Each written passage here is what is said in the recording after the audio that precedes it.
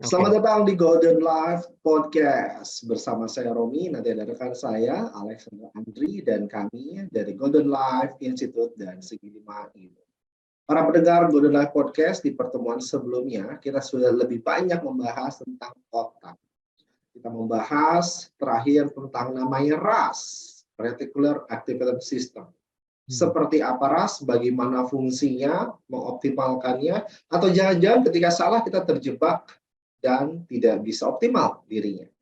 Kita akan bahas, akan diskusi bersama dengan pakarnya pakar, kalau saya bilang. Halo, selamat datang Bro Alexander Andri. Halo, Bro Romi, ketemu lagi. Ya, bertemu dengan semangat yang lebih ini, Bro. Terima kasih. Ya. Nih, Bro Alex ini kalau yang baru bergabung dengan Golden Life Podcast, ini kesehariannya konsultan bisnis dan juga pendidikan ya, Bro ya, betul ya? Ya, iya. Ya, sih. Nah, nanti kalau yang baru masuk ke podcast ini nanti ikuti aja, ada judulnya, ada seri-serialnya dari 1 dan seterusnya agar tahu urutannya. Tapi pada episode kali ini kami akan membahas tentang RAS, betul ya, Bro ya? Oke, siap. Tentang RAS, oke. Tentang RAS ini, bagaimana atau seperti apa sih sebenarnya RAS ini, Bro Alex? Boleh mengawali obrolan kita hari ini? Oke, RAS ya. RAS-nya maksudnya Reticular Activating System ya? Iya, Bro. Bukan warna kulit ya, Bro ya. Atau RAS nyerbu ya? Pelajarannya nanti berubah jadi antropologi atau sosiologi nanti kita nih. RAS minyak itu bukan ya? RAS. Bukan beras juga bukan, Bro. RAS bukan. Oke, jadi RAS itu Reticular Activating System. Jadi salah satu bagian di batang otak manusia. Jadi dekat otak dasar atau dikenalnya otak reptil ya. Nah, kalau ini otak reptil tuh ada satu bagiannya kira-kira seperti pensil, yaitu penuh dengan syaraf gitu. Nah, itu secara biologinya ya. Nah, tapi fungsinya RAS ini luar biasa sekali. RAS ini bisa, jadi kita kan punya mata untuk melihat, telinga, kulit dan sebagainya ya. Indra apa ya disebutnya, indra sensorik ya. Panca indera bukan, Bro? Panca indera, iya. Sensor lah, sensor gitu, seluruh tubuh kita. Nah, dikelolanya, ditangkapnya itu melalui filternya, itu adalah RAS tadi. Oke, jadi dari indera ini habis itu prosesnya adalah keras ya? Betul. Oke. Masuk ke RAS tadi. Nah, RAS ini bisa menangkap 100 juta impuls per hari. Enggak, bukan per hari. Per hari udah hebat ya. Per jam. 1 juta impuls 100 juta. Okay. Masih salah sih, per detik.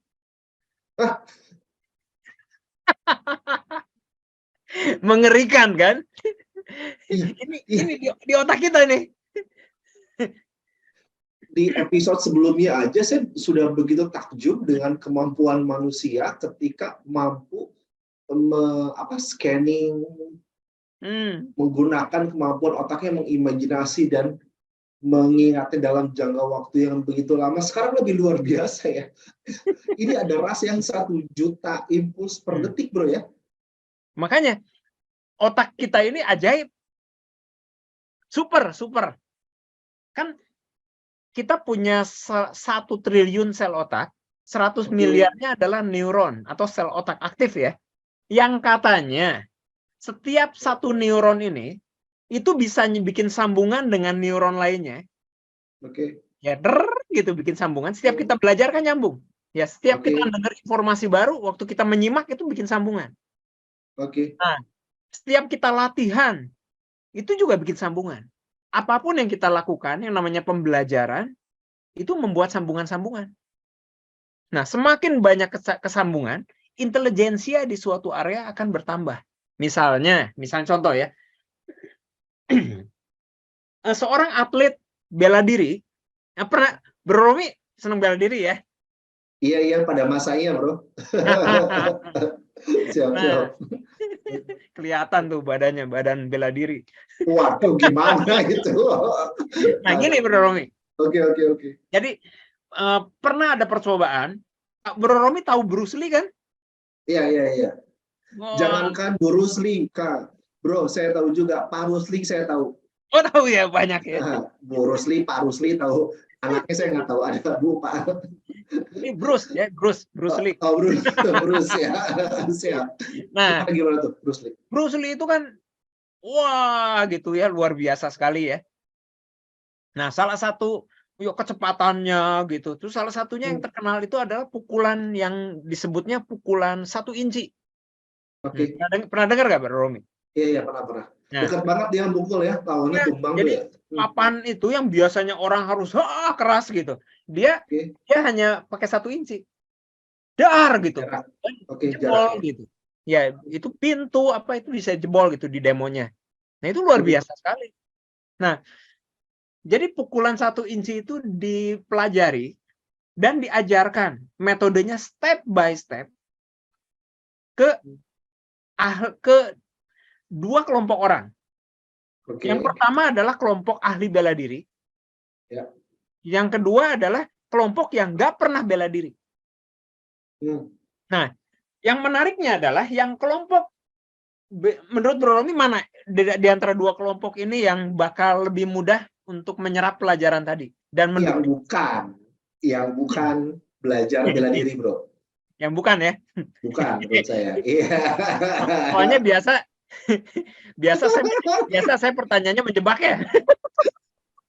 Bukan, Bro. Bukan menjebak ya, Bro. Soalnya biasa ya, orang-orang praktisi itu, dia itu sudah terlalu banyak inputan. Ketika dapat inputan baru, kayaknya dia bakal pusing gitu. Tapi kalau yang masih netral otaknya, dikasih pelajaran, langsung ikutin dia. Nggak banyak pertanyaan gitu. Oh, ini Bro Romi menggabungkan ego bela diri ya? Iya.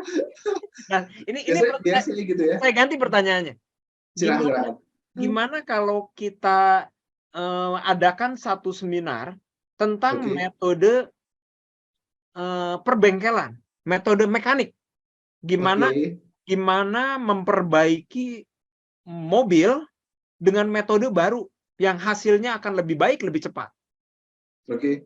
Nah, sekarang ada 2 kelompok orang. Para montir yang setiap harinya di bengkel. Yang kedua, kita-kita yang nggak pernah ngebengkel. Pelajarannya sama 1 hari, yang menyerap paling banyak mana? Yang menyerapnya? Ini kayak beda jawaban saya ini. Nah, beda ya? Iya.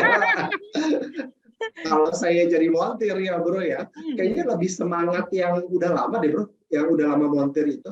Sebenarnya informasinya yang memberikan sama, informasinya sama, tapi daya serap beda ya. Daya serapnya iya. Karena mungkin dia udah ada basicnya nih, alasannya, montirnya. Terus pengen belajar lebih-lebih. Kalau yang baru kan mungkin dasar-dasar permontiran dia harus tahu juga. Jangan-jangan benda ini nggak tahu apa namanya, itu apa, kayak bisa lebih lama. Mungkin itu loh, Bro, prediksi saya.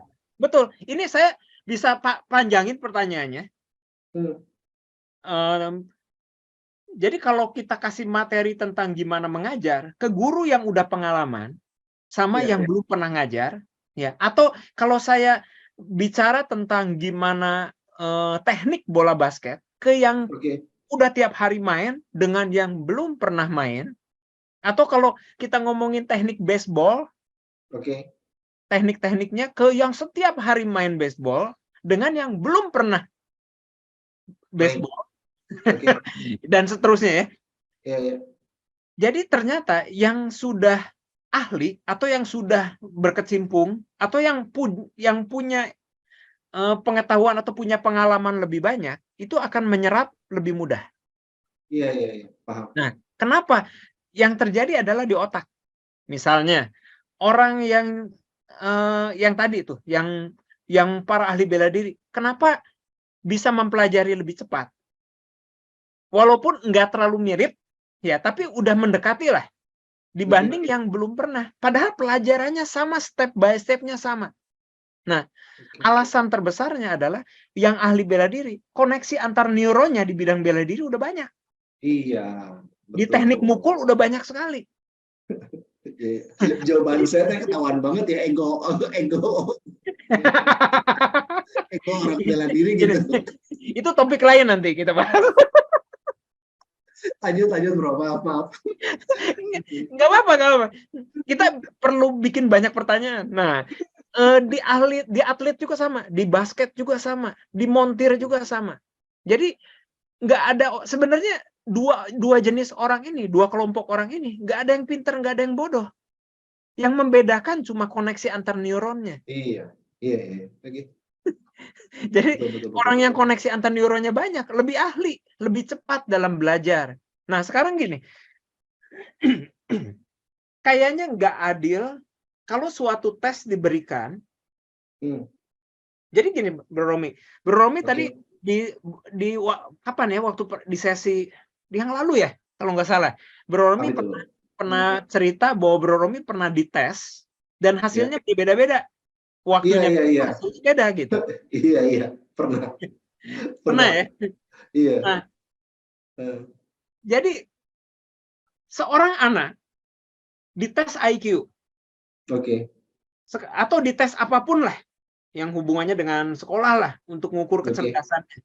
Nah, sekarang ini ada sekelompok anak yang tesnya dibocorin dulu. Jadi dia udah latihan dulu tesnya. Oke. Terus dites. Kira-kira mana yang lebih tinggi, Bro Romi? Yang sudah terlatih itu. Karena udah tahu kan, jadi bukan masalah dia pinter atau enggaknya gitu, Bro. Kadang-kadang tes tertentu cocok untuk seseorang. Ya, mungkin kita mau tes tentang matematika gitu. Itu sama juga. Tergantung banyak kondisinya, moodnya, orangnya lagi sehat atau enggak, lagi punya masalah atau enggak, itu berpengaruh semua loh, Bro Romi. Oke, iya. Banyak hal berpengaruh ya. Ini, hal ini menarik. Ini topiknya mau kemana nih arahnya? Nah, topiknya saya ingetin Bro. Tadi keras dulu Bro, hati-hati Bro. Yang keras ya. Informasi tadi kan masuk dari panca indera keras. Iya. Seperti halnya orang belajar bela diri dari cepat, gitu ya. Tapi mungkin gak nih Bro, ini kan percepatan itu caranya gimana nih? Atau mungkin informasi yang masuk dari Bruce Lee itu sama murid-muridnya mental juga, jangan-jangan. Ini gimana? Jadi ada hubungan dari ras tadi. Tapi sebelumnya emang kita harus tahu tentang cara kerja otak sih. Jadi apa yang terjadi itu sebenarnya cuma koneksi antar neuron. Oke. Ada seorang ahli senam namanya Nadia Comaneci. Pernah dengar nggak, Bro? Baru tadi, belum, sebelumnya belum. Benar, baru dengar. Udah pernah dengar berarti ya? Sudah, aman. Nadia Comaneci ini waktu masih kecil disebut atlet yang terlalu kecil untuk senam, nggak cocok untuk senam. Badannya terlalu pendek gitu. Jadi berarti secara fisik ya, kecilnya bukan usia ya? Iya, secara fisiknya nggak cocok deh. Terlalu lambat. Tapi anak ini getol banget, rajin banget, gigih banget. 16 jam sehari dia belajar di lapangan. Fisik 16 jam setiap hari, 4 jamnya teori. Jadi tidur hanya 4 jam setiap hari, Senin sampai hari Minggu, Bro Romi. Dia cuma berhenti kalau istirahat buat makan, minum gitu doang. Oke. Gitu. Sisanya diisi dengan benar-benar latihan. Oke. Nah, di usia kira-kira 15 tahun dia ikutan, akhirnya bisa lolos di daerah, akhirnya bisa ikutan olimpiade. Juri semuanya ngasih nilai 10, 10, 10, 10. Seluruh juri. Jadi nilainya sempurna. Dia disebut anak yang bisa berenang di udara. Menurut Bro Romi wajar nggak? Iya. Wajar. Ya, apa yang terjadi? Koneksi, setiap belajar itu koneksi antar neuron. Nah, yang kedua, Muhammad Ali. Muhammad Ali itu atlet yang katanya sebenarnya nggak berbakat. Kenapa? Karena cenderung mundur. Refleksnya itu kalau dipukul tuh lari, dia mundur. Oh gitu, saya baru tahu gitu. Nah, Oh dia produknya iya, mundur ya? waktu saya baca autobiografinya lucu juga gitu. Jadi ternyata saya Oke, salah saya baru tahu. sangka bahwa dia itu kan jenius, disebutnya seniman tinju ya. Tinju ya. Jadi emang sangat berbakat, tapi ternyata tinjunya aja kecil, Bro Romi, dan pukulannya itu nggak mematikan. Dia raja KO, Oke. tapi sebenarnya jarang yang dipukul sekali KO sama dia. Nah, karena Oke. pukulannya nggak mematikan, dia dengan sengaja berlatih pukulan-pukulan yang mengarahnya hanya ke titik-titik yang mematikan.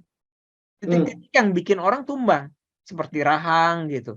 Nah, karena dia, dan dia tuh lucu gitu, dia itu mudah kepukul karena dia sering ngasih jidatnya untuk dipukul. Ya, makanya akhirnya dia Biografinya lucu ya.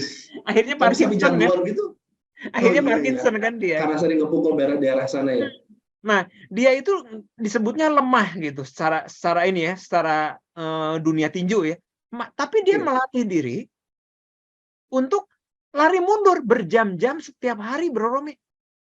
Oh, Salah satu bagian larinya itu adalah oke. lari mundur karena dia tahu itu udah refleks dia mundur itu. Oh gitu. Makanya kalau Oke. lari mundur, diserang, dikejar pun dia dengan Cepat. mudah lari nggak jatuh gitu, Bro Romi. Keseimbangannya bagus sekali karena dilatih. Oh, menarik. Oke. Dan dia Oke. karena pukulannya nggak kuat, waktu dia melawan, dia itu kan harus melawan yang namanya Joe Frazier. Oke, ya. Wah, itu Joe Frazier itu seperti Tyson zaman sekarang. Ya, itu disebut seperti apa ya? Kayak disebutnya seperti bulldozer di zamannya. Karena Oke. siapapun yang berhadapan dia KO gitu sebentar sekali. Nah, waktu dihadapkan kalah, mau balas dendam, dipelajari. Nah, Ali itu jago belajar. Oke. Kita dikunjungin, baca videonya gitu, nonton videonya gitu, dipelajari. Jadi setiap dia melawan petinju yang berbeda, gayanya akan berbeda. Karena belajar dulu ya sesuai dengan karakter itu yang Dia lawannya nggak ya. pernah jadi Ali yang sama gitu. Itu luar Strategi. biasa loh. Nah, yang menarik, Joe Frazier-nya keburu kalah sama George Foreman. Luar biasanya George Foreman itu raksasa ya. Dan waktu mukul Frazier itu terbang Frazier keangkat sekitar 10 cm dan bluk. Jadi sang bulldozer kalah sama raksasa. Makin celaka kan, gimana mau ngerebut juara dunianya nih, mau diambil. Karena ini ngelawan yang lebih gila kan, dipelajari sama dia.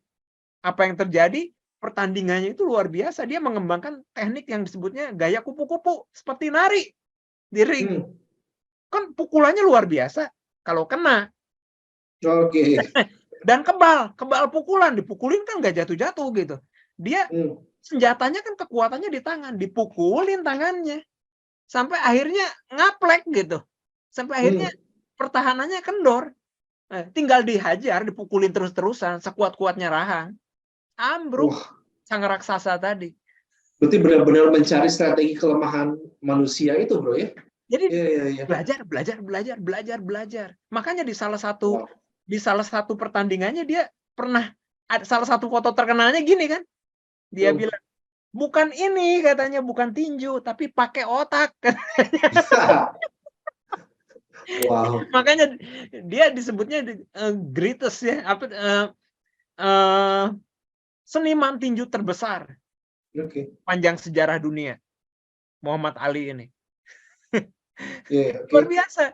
Nah, jadi kalau kita pelajari tadi, semuanya tentang membuat koneksi antar neuron. Belajar. Koneksi neuron itu nyambung ya tadi ya, Bro. Saya banyak sekali contoh-contoh ya. Siapa tuh yang tukang naik sepeda tuh yang dulu terkenal tuh yang kena Armstrong, bukan? Lance Armstrong, betul. Ya, dia kan 7 kali. Itu kan pertandingan yang luar biasa ya, Tour de France itu ya. Wah, naik turun gunung gitu, bener-bener menguras tenaga berhari-hari ya. Nah, apa yang dilakukan Armstrong? Orang lain latihan 1 kali untuk naik bukit, dia itu 4 kali.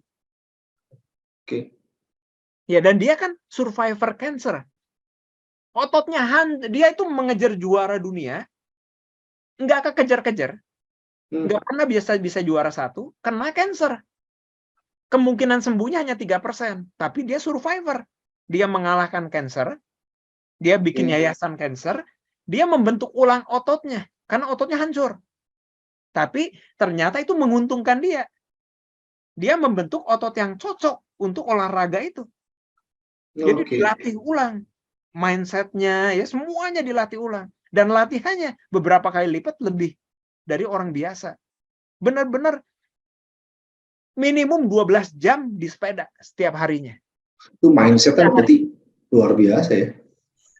Jadi sebetulnya sampai kena kasus itu ya, kena kasus bahwa dia tuh katanya pakai doping. Ya walaupun itu masih jadi perdebatan gitu. Tapi dia copot gelarnya.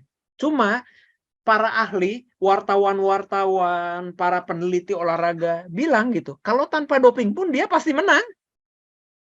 Kalau nggak ada kasus doping itu gitu. Ya karena dia terlalu luar biasa untuk olahraga ini gitu. Nah, jadi kalau kita pelajari Bro Romi, itu kan tentang gimana membuat koneksi antar neuron. Sampai ada penelitian kan, apapun yang dipelajari, dilatih, yang direfleksikan, ya selama 10.000 jam, maka seorang itu akan jadi master apapun bidang itu. Iya. Sepakat. Jadi waktu juga menjadi apa ya? Ketika tadi kan kita berbicara ada Nadia berarti 16 jam sehari, Armstrong 12 jam sehari. Waktu itu menjadi sangat relatif perharinya. Ya siapa tahu pendengar kan ada yang bertanya, oke, saya aktif di bidang ini sekarang, harus berapa jam sehari? Itu menjadi sangat relatif ya, Bro ya. Karena sesuai dengan kapasitas diri ketika itu ya, betul ya? Iya. Iya. Bro Romi untuk belajar satu mata pelajaran, misalnya pelajaran apa yang utama, itu kadang-kadang dapat 4 SKS. Ya itu berapa semester? 1 semester, 2 semester. Nah 1 semester berapa Bro Romi 4 SKS itu? Berapa jam? Kalau 1 SKS 50 menit biasanya Bro. Nah kalikan dengan 1 semester berapa pertemuan tuh Bro Romi? 1 semester 14 kali pertemuan. Nah 14 dikali 50 menit, kita anggap 1 jam aja Bro Romi ya. Iya. 1 jam dikali 14 hanya 14 jam. Kalau 4 SKS berarti 14 kali 4. Ya, dikali lagi 56 jam. Ya, 56 jam kita anggap anak itu rajin. Maka dia akan bikin PR dengan jumlah jam yang sama 56 jam juga, ditambah dia mencari lagi sendiri di rumah 56 jam. Ya, idealnya kan gitu ya. Iya. Satu-satu perbandingannya kan idealnya. Jadi dari situ udah berapa tuh? 168 jam ya. Iya, itu aja udah dianggap bagus. Kalau itu dilakukan. Jadi belajar 4 SKS, artinya 4 SKS di sekolah, di kampus, 4 SKS di rumah, 4 SKS-nya PR. Iya, iya. Idealnya gitu, idealnya. Dianggap anak yang rajin. Nah, sekarang bayangkan kalau seorang belajar di bidang itu, di area itu, menghabiskan waktunya 1000 jam. Itu kan udah 6, 7, 8 kali lipat dibanding orang rata-rata. Iya. Yang rajin ya, dibanding udah 5 kalinya dibanding yang rajin gitu, 6, 7 kalinya dibanding yang rajin. Nah, apalagi itu 1000 jam. Kalau 10.000 jam. 10.000, iya. Ya, master. Jadi untuk ada 1000 jam cukup. Ada yang menarik di kata 10.000 ini, Bro. Jadi maaf jadi menyimpang dari ras, tapi teringat. Nggak apa-apa. Jadi saya itu ketika di kampus itu dapat apresiasi dosen terbaik atau berprestasi atau favorit gitu ya. Kadang-kadang menjadi pertanyaan orang, kenapa di usia yang relatif muda orangnya bisa saya gitu. Karena itu kan jadi untuk dosen-dosen yang senior jadi pertanyaan sebenarnya. Tapi ketika saya paham ternyata Bro, itu mungkin bisa jadi jawabannya di kunci 10.000 jam gitu. Bro.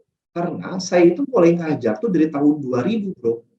Oke. Tahun 2000 itu saya udah mulai ngajar dari yang anak usia TK, lalu lanjut ke SD, SMP, SMA, sampai kuliah. Akibatnya mungkin jam terbang saya katakanlah bisa jadi lebih tinggi gitu. Walaupun secara usia saya menjadi relatif muda ya, tapi saya memulai lebih dulu. Saya mulai lebih dulu. Jadi kalau dihubungkan dengan materi kita sekarang, neuron-neuronnya mungkin jadi yang menyambung itu Bro ya? Ya, bisa.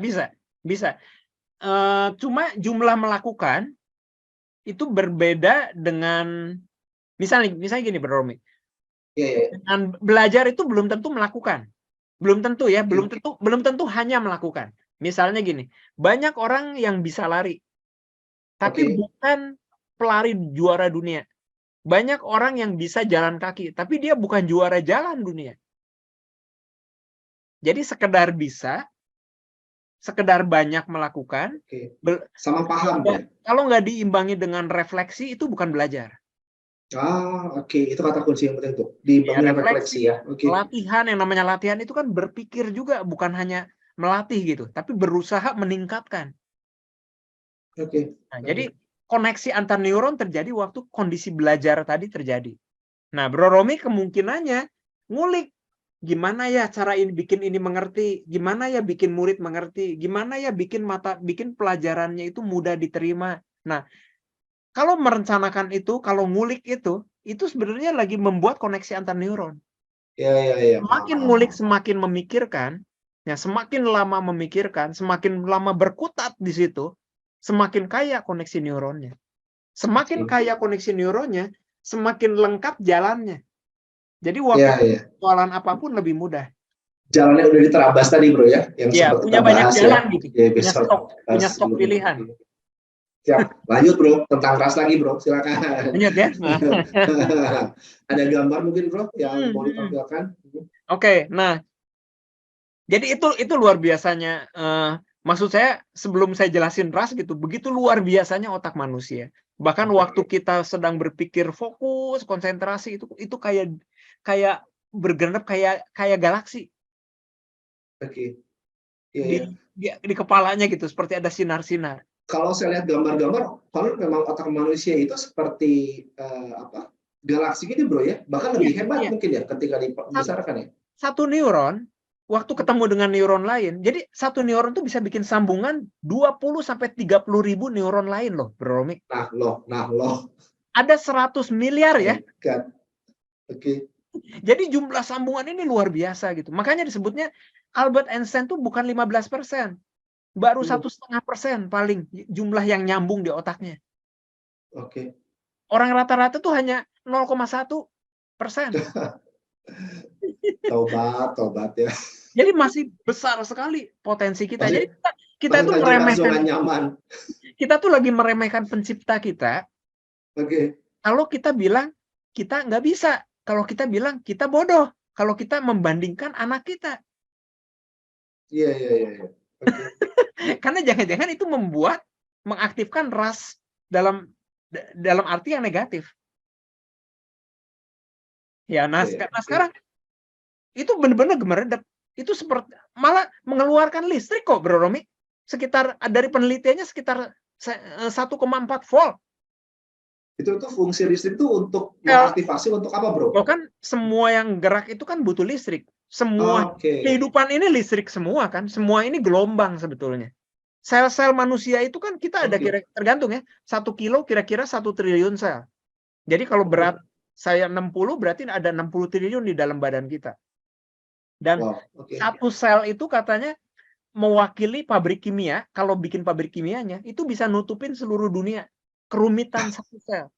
Dan setiap sel aja menghasilkan listrik kira-kira 0,07 volt per sel. Kalikan dengan jumlah sel di dalam tubuh kita, Bro Romi. Nah, yang otak agak lebih tinggi, sekitar 1,4 volt. Kalikan dengan 100 miliar. Gimana kalau itu kerja barengan, Bro Romi? Iya. Berarti 1,4 dikali 100 miliar, itu kan 1.400 miliar volt. Atau 1.400 mega volt. Atau sekitar 140 giga ya. Ngomong-ngomong gini, kebutuhan penduduk Bandung, Jawa Barat saya lupa. Itu kalau nggak salah Bandung kayaknya. Bandung itu sekitar 220 giga. Kebutuhan kebutuhan apa listriknya, bro? Sudah tadi. Iya. Kira-kira per bulan. Ini sekali itu bisa, kalau misalnya kerja barengan itu mengeluarkan kira-kira 140 giga. Jadi seharian kalau sebulan itu berarti paling enggak bisa menghidupi 1.000 kota listriknya. Nah, Luar maksud biasa. saya, Oke. apa yang jadi keyakinan kita, itu mudah sekali terjadi. Apa keyakinan kita? Hmm, Positif atau negatif? Oke. Nah, alat yang memfilternya ini adalah ras ini, Bro Romi. Oke. Jadi ras ini menangkap dari persepsi, dari reseptor kita, dari seluruh, dari penglihatan, pendengaran, pengecap, dan pokoknya 5 indera ya, dari 5 indera ini. Satu detiknya 100 juta impuls, serap gitu. Iya, Nah, iya, tadi ya, sejuta impuls. saking banyaknya yang diserap, maka hanya nggak mungkin kan 100 juta diperhatikan per detik. Dia hanya memperhatikan yang penting-penting aja. Oke. Makanya ada catatan, ada penelitian yang mengatakan bahwa ras itu penting untuk menjaga kesejahteraan manusia. Misalnya, Bro Romi lagi mau nyebrang jalan, ada yang nyelonong kendaraan. Bro Romi begitu lihat, itu nggak berpikir dulu, tapi langsung lompat mundur. Ya, Refleks. spontan ya, refleks, betul. Ya, refleks itu salah satu kerjaan dari ras tadi yang mempengaruhi otak bawah sadar untuk action langsung. Iya. Mungkin karena itu ras kan Tanpa melewati pikiran. Di otak reptil itu ya, Bro ya. Makanya ya tadi ya. Oke. Itu salah satu kerja ras untuk Iya, ini bahaya. menggunakan fisik ya. Nah, itu juga yang terjadi di dunia sport olahraga. Yang berpikir mati kalau olahraga. Apalagi olahraga basket, pingpong tuh, cepatnya luar biasa, Bro Romi. Iya. Ya, gimana orang bisa tanpa berpikir loh, pingpong itu. Iya, harus refleks kan. Iya. Ya kalau mikir dulu udah kemana bolanya? Tepak atau di spin atau Iya. udah kemana? Itu udah nggak berpikir. Nah, berpikirnya waktu latihan itu membentuk refleks, itu membentuk ras. Oke. Nah, sekarang gampangnya ya, ras ini apa? Ras ini terjadi, ini contoh nyata. Saya punya satu kenalan, rumahnya di nah, kita kan tinggal di Bandung nih, Bro Romi ya. Yes. Nah, Bro Romi tahu Hussein Sastra Negara? Oke. Nah, itu kan lapangan terbang, ya bandara udara ya. Nah, saya ada kawan tinggal di situ, di sebelahnya banget. Jadi setiap hari ada kapal, berapa menit sekali itu ada kapal. Suara ya? Iya. Dan kalau lewat itu tuh waktu turun itu kaca itu bergetar, gitu. Tembok bergetar, kaca itu yang waktu saya nemu itu bisa tidur karena malam pun ada gitu. Mana dekat di belah sananya ada rel kereta. Jadi dekat juga dengan kereta. Kereta lewat tuh masih kedengar. Kan sekitar 28 menit sekali ya kalau nggak salah kereta. Waduh. Atau udah nambah sekarang. Jadi kereta pesawat, pergi datang gitu. Nah, dia bilang, saya tuh udah nggak dengar tuh katanya. Waduh. Dia udah imun mungkin ya? Otak manusia itu katanya hanya khawatir kira-kira sekitar 20 menit. Jadi, aduh ini daerah ini bau banget ya. Itu keciumnya 20 menit, Bro Romi. Aduh ini gandeng banget ya. Aduh cuma 20 menit. Aduh ini ruangan panas banget ya. Itu cuma 20 menit. Kalau kita bertahan cukup lama, lupa. Oke. Kemampuan adaptasi manusia 20 menit ya. Oke, itu benar. Karena ras ini terprogram. Rahasianya sebetulnya adaptasi ini dari ras. Ras ini memfilter. Ada satu perintah yang menyatakan bahwa ini baik-baik aja. Ini nggak usah diperhatikan. Waktu nggak usah diperhatikan, maka sensor berhenti kerja. Walaupun ruangannya panas, biasa-biasa aja. Ya, di Inggris cenderung hujan setiap hari. Tapi orang biasa aja, mereka udah biasa bawa payung. Kita yang ngelihatnya, aduh repot banget tiap hari hujan ya. Kita gimana kalau di sana? Ya, buat mereka itu udah hal biasa. Iya. Ya, menyesuaikan diri karena si ras ini udah diprogram bahwa ini abaikan saja. Ini hal yang biasa, ini tidak membahayakan, tenang aja. Maka rasnya nggak bekerja. Nah, tapi kawan saya ini, istrinya baru punya anak. Oke. Masih bayi anaknya. Ya, anaknya itu baru usia 1 bulan. Kamarnya terpisah dari dia, ada connecting door untuk ke kamar anaknya. Oke. Luar biasanya lagi tidur nyenyak, pesawat turun, pesawat naik, bergetar, kereta lewat, nggak bangun dia, tidurnya nyenyak. Ngorok kadang-kadang kata suaminya. Nah, begitu anaknya ngek, sedikit bunyi baru ngek gitu. Baru dikit, loncat dia bangun, lagi tidur nyenyak. Karena dianggap bahaya ya? Betul. Jadi Oke. ras ini waktu apapun yang dianggap penting oleh pikiran itu memprogram ras tadi. Jadi ras ini seperti perangkap untuk menangkap kondisi bahaya tadi. Anak kecil nggak tahu yang namanya api itu bahaya. Api itu panas, api itu bisa membakar, nggak tahu. Tapi makanya anak kecil itu jangan pegang kompor, nggak nurut. Kadang-kadang harus dibiarin, tapi hati-hati gitu. Begitu sekali dia tahu kompor itu panas, begitu dia tahu jarum itu bisa nusuk sakit, ditusuk, makanya anak kecil pengen pegang pisau, pengen pegang jarum. Iya. Begitu sekali kena gitu, dia akan hati-hati berikutnya. Kenapa? Rasnya terprogram, ini bahaya. Karena anak nggak ngerti bahaya itu apa. Iya, oke. Sebab akibatnya ya perlu menjelaskan. General, kata bahaya tadi.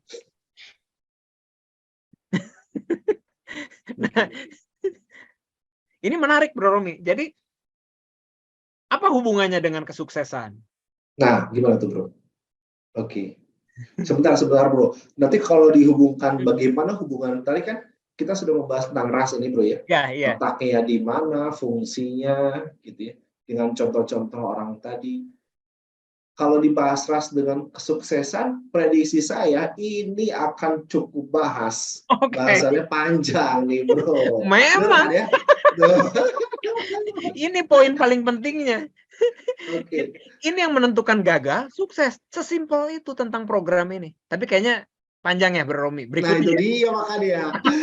saya curiga Bang. Gimana kalau kita stop dulu, biar nanti pendengar juga bisa rehat, bisa menyerap materi informasi di episode ini, sehingga nanti bagian ras dan kesuksesan kita bahas di episode selanjutnya Bro ya. Iya. Oke. Jadi kita review. Jangan-jangan kita memprogram ras kita sendiri sebagai orang tua, sebagai guru, atau jangan-jangan kita memprogram anak kita dengan program yang merugikan. Iya, itu kan bisa jadi ya. Sehingga kalau di program sukses, maka kesuksesan yang akan ditangkap dan peluang-peluang tiba-tiba bermunculan. Kalau yang di programnya gagal, ketakutan, maka waktu ada peluang yang kelihatan adalah problemnya. Nah, menarik nih. Oke. Berikutnya ya, kita bahas itu ya, Bro Romi. Siap, itu menarik nih. Cuma yang perlu disadari tadi, ada kekuatan luar biasa di otak manusia ini. Pencipta kita itu luar biasanya. Begitu luar biasanya, sampai kita nggak tahu batasannya apa. Makanya satu-satunya yang bisa kita bilang, batasannya adalah mindset kita. Kita berpikir bisa, ya bisa. Kita berpikir nggak bisa, ya betul, bisa. Bro, itu bagus loh Bro, kalau jadiin quotes, batasan kita adalah mindset kita, atau your limit is your mindset, kan gitu. Wah, bagus. Iya. Oke, siap. Baiklah.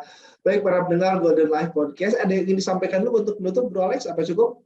Udah, silakan Bro Romi. Ya. Oke. Para pendengar Golden Life Podcast, saya Romi Muharamili dan rekan saya Alexander Andri pamit dari episode sekarang. Kami dari Golden Life Institute dan Segi 5 IO. Sampai jumpa di episode selanjutnya. Sampai nanti.